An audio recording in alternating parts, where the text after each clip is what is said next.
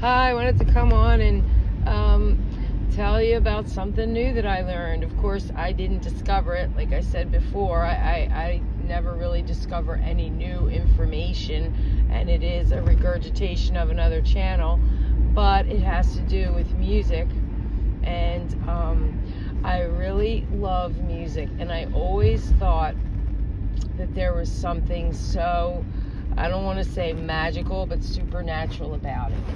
And it's like, not just does it just provoke emotions, which a lot of people say that's from memories, but it provokes emotions if you've never heard the song before.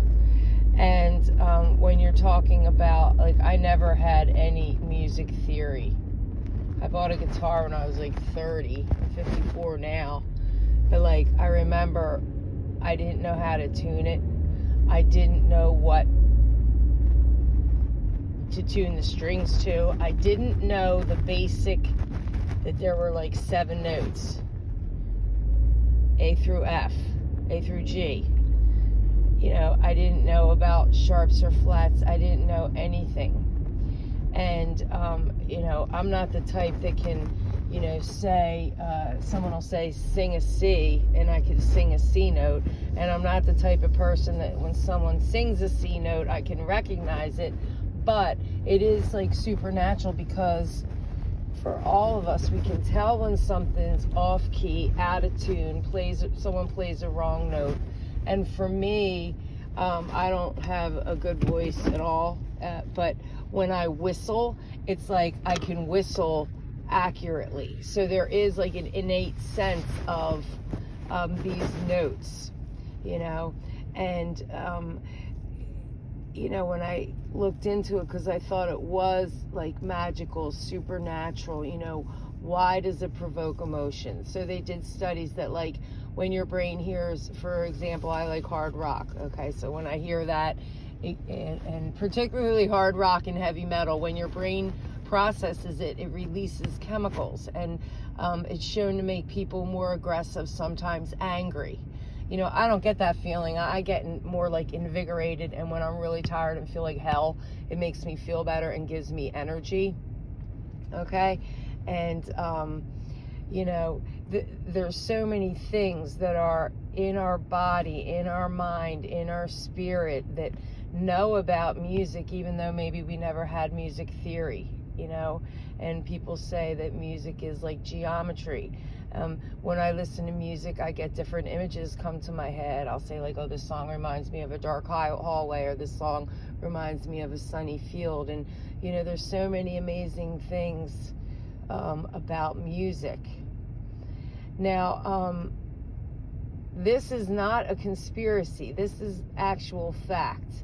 You know, I always say science is catching up with the Bible. So God spoke the world into existence. They're finding out that matter, you know, really doesn't exist. Everything is frequencies. And there's a natural frequency of the sun. There's a natural frequency of the earth. There's a natural frequency of your body. There are 9, like, natural frequencies that are in tune to nature in your body. And, you know, and these are called the solfeggio frequencies.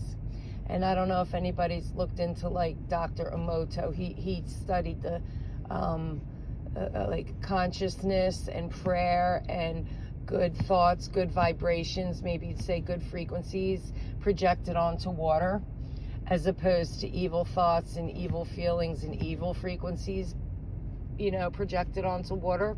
And then he took the water samples and he froze them, and when they froze into crystals, you could see that the water that had love projecting over it had like beautiful, symmetrical, like mathematically designed crystals when they froze that water. When they froze the water that had like evil intent or hatred on it, the crystals didn't form in a beautiful mathematical pattern. It was like blobs, and like they didn't form right.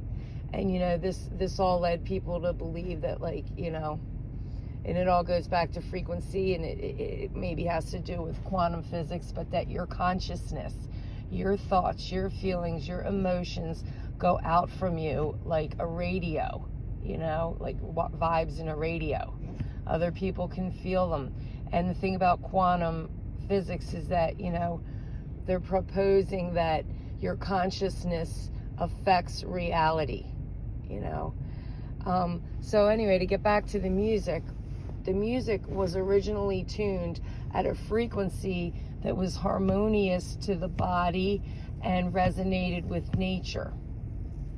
And then in the 40s, I believe it was a Nazi scientist, Goebbels, they changed the frequency to like the most damaging, inharmonious frequency. And this was done universally worldwide. So they took it from 432 hertz to 440 hertz. So if you take it up from 440 or down from 440, no matter which way you go, the slightest amount, it is more harmonious to our bodies.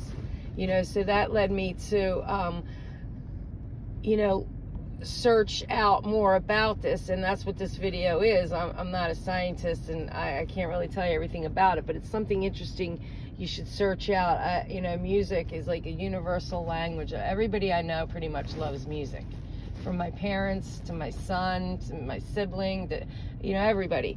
And so the theory is now that when you're listening to this 440, all the music is produced in 440. It's disharmonious to your body. It causes anxiety and anger and, you know, bad things, bad chemicals.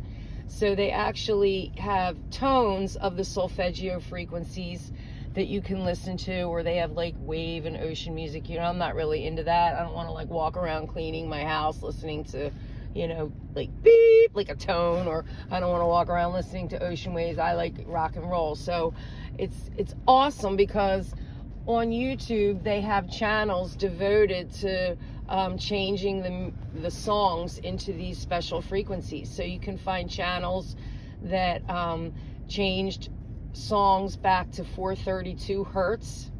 Now 432 is not an actual solfeggio frequency, but it is, you know, beneficial and healing and in harmony with us. You know, I personally try to listen to the frequency 528, which is a solfeggio frequency. And now when you listen to the songs, they don't really sound any different. It still sounds like Judas Priest, or it still sounds like the Rolling Stones.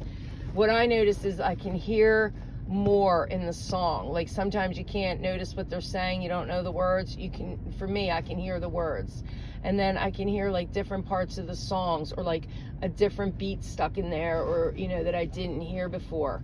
And now I noticed that when I listen to 432, like, I mean, I don't know if it's making me feel better, but when I listen to it in 528, maybe it's just me, but I do feel better. I feel happier and peaceful, and the music seems to penetrate you more. You know, like when you're listening to headphones, it's going directly in your head and it like affects your body, but like at 528, I can't explain it. It just seems to affect you more. Like you can actually feel it in your body, you know, and, you know, it's just something interesting.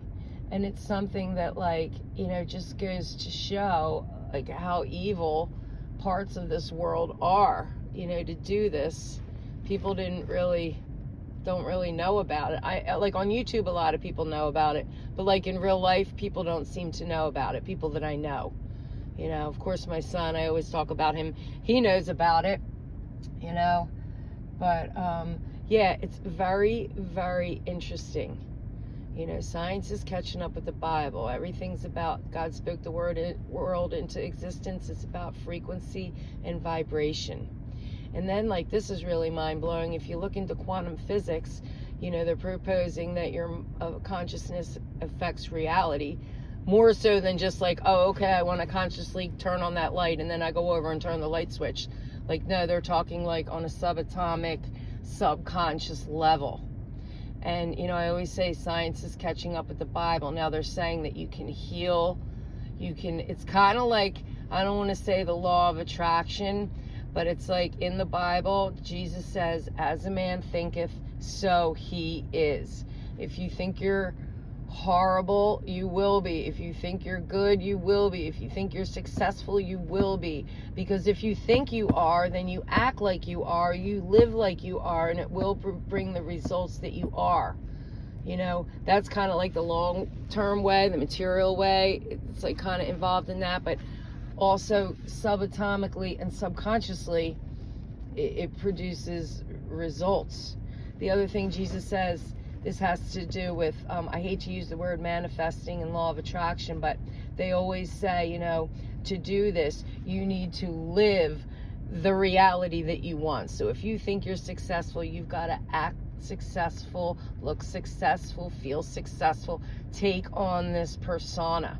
But Jesus says, you know, you have not because you don't ask. When you pray to the Father, ask believing that you already have it and it is yours. And if you think about it, they kind of, you know, I don't want to say they say the same thing, because now I'm talking about Jesus in the Bible and I don't want to take that on, you know, really.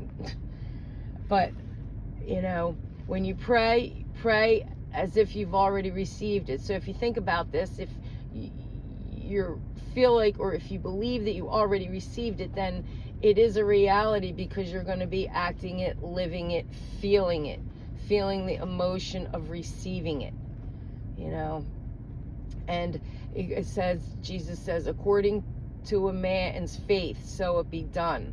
You know, now Jesus said that the woman that touched his garment, her faith healed her, you know. And so when you have to believe that what you want, you know. And I forget what I was just going to say. Your faith has healed you, you know.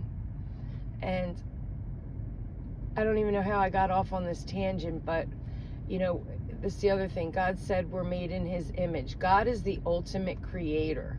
You know, we're able to create. And we see that we can create materially, but, like, wouldn't it be crazy if it is, like, the biggest secret that we really can create mentally, but we just don't believe it? And Jesus said that according to a man's faith, let it be done unto him. So, like, nobody really realizes it because we don't believe it, you know. And the power of the mind. My father always talked to me about the power of the mind, about the yogi that could be buried for 3 days, or about the man that could get cut and control his blood flow to stop the breathing. You know, all the power of the mind. And the mind is amazing. And God said, you know, he gave us a sound mind. And yeah, just something interesting to go back to the music, you know. I recently downloaded an app that you're supposed to be able to filter your own music, but it doesn't work like on a streaming service. And I'm not technical. I'm just like, oh, I just wasted $6. But so for now, I'm just listening to the 528 songs on YouTube. You know, some of them are in 432, but it's very interesting to look into. You got to look into it, you know.